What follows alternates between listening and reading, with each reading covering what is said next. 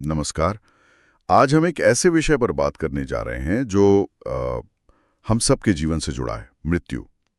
हमारे पास मृत्यु, देह का अंत और आत्मा का रूपांतरण से कुछ विचार हैं। हाँ, और स्रोत इसे देह का अंत कहता है। लेकिन क्या ये बस इतना ही है? सही सवाल। क्या ये कहानी का सिर्फ एक पहलू है? आज हम इसी पर थोड़ी गहराई से बात करेंगे। बिल्कुल। देखते हैं ये स्रोत हमें क्या बताते हैं। तो इन स्रोतों में ना दो तरह की बातें दिखती हैं।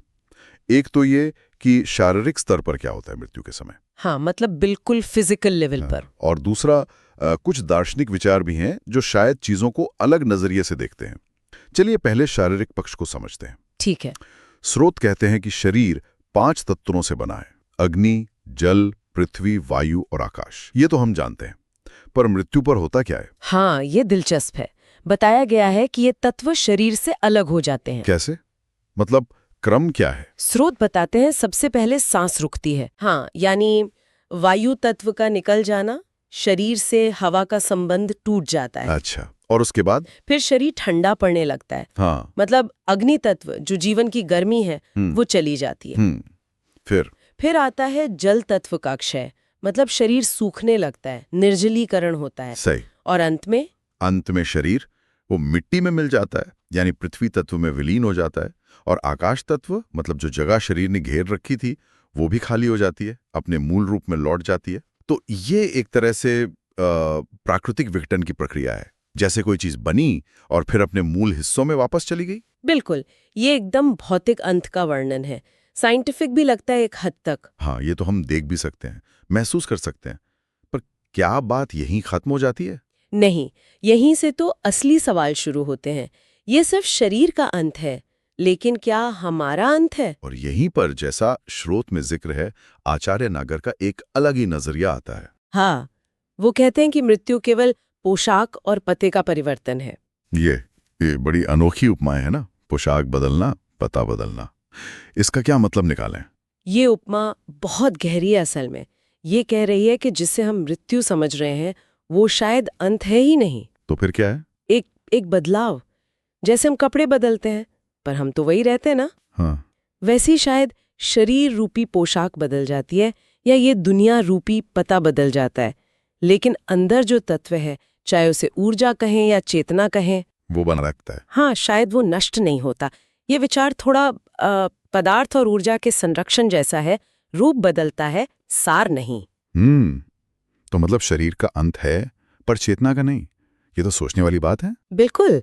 और ये हमें ये सोचने पर मजबूर करता है कि हम असल में हैं कौन। क्या हम बस ये शरीर हैं, ये पोशाक, या वो जो इसे पहनता है? ये नजरिया मृत्यु के डर को शायद कम कर सकता है, उसे एक स्वाभाविक प्रक्रिया की तरह देखने में मदद कर सकता है। सही बात है। और अगर इसी सोच को और आगे ले जाए तो गीता का दृष्टिकोण आता है। स्रोत कहते हैं कि गीता में कहा गया है, कोई नहीं मरता। हाँ, ये तो और भी मतलब सीधी और चौंकाने वाली बात है। बिल्कुल। आचार्य नागर की बात तो फिर भी एक उपमा थी। ये तो सीधा दावा है। जी। गीता का ये कथन आत्मा की अविनाशी प्रकृति पर जोर देता है। वो कहती है कि एक आत्मा है, एक चेतना है, जो इस नश्वर शरीर से बिल्कुल अलग है। और वो कभी मरती नहीं। कभी नहीं। वो जन्म और मृत्यु के चक्र से परे है। तो एक तरह से ये आचार्य नागर की बात को आध्यात्मिक पुष्टि देता है। मतलब जो मैं हूँ, जो असली में है, वो शरीर के मरने के बाद भी रहता है। गीता के अनुसार तो यही है। ये हमारी पहचान के बोध को ही चुनौती देता है।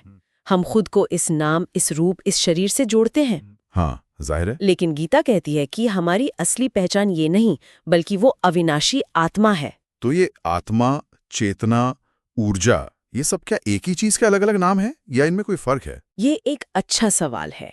स्रोत इस पर ज्यादा विस्तार से नहीं बताते, पर इशारा यही है कि शरीर के परे कुछ है जो जारी रहता है। उसका स्वरूप क्या है, ये शायद आगे सोचने की बात है। तो आज हमने दो बिल्कुल अलग छोर देखे। एक तरफ मृत्यु, यानी शरीर का अपने मूल तत्व में वापस मिल जाना, एक साफ भौतिक प्रक्रिया। हाँ, जिसे हम देख और समझ सकते हैं। और दूसरी तरफ ये दार्शनिक और आध्यात्मिक विचार हैं जो कहते हैं कि ये अंत नहीं, बस एक बदलाव है, जैसे कपड़े बदलना, या फिर कोई मरता ही नहीं। बिल्कुल। आचार्य नागर की उपमा और गीता का दावा दोनों इसी निरंतरता की तरफ इशारा करते हैं। तो इन सब बातों को अगर एक साथ रखें तो क्या समझें? शरीर तो नश्वर है, ये पक्का है। हाँ, वो तो तय है। लेकिन अगर, जैसा ये दर्शन कह रहे हैं, कुछ है जो नष्ट नहीं होता, जो शरीर के बाद भी रहता है, तो फिर वो है क्या? उसका असली स्वरूप क्या है? वो चेतना, वो आत्मा, वो ऊर्जा? ये सवाल वाकई हमें अपने अस्तित्व के बारे में एक नए ढंग से सोचने पर मजबूर करता है। बिल्कुल। और शायद इन स्रोतों का मकसद जवाब देना कम, हमें ये सवाल पूछने के लिए उकसाना ज्यादा है, सोचने के लिए एक नई दिशा देना।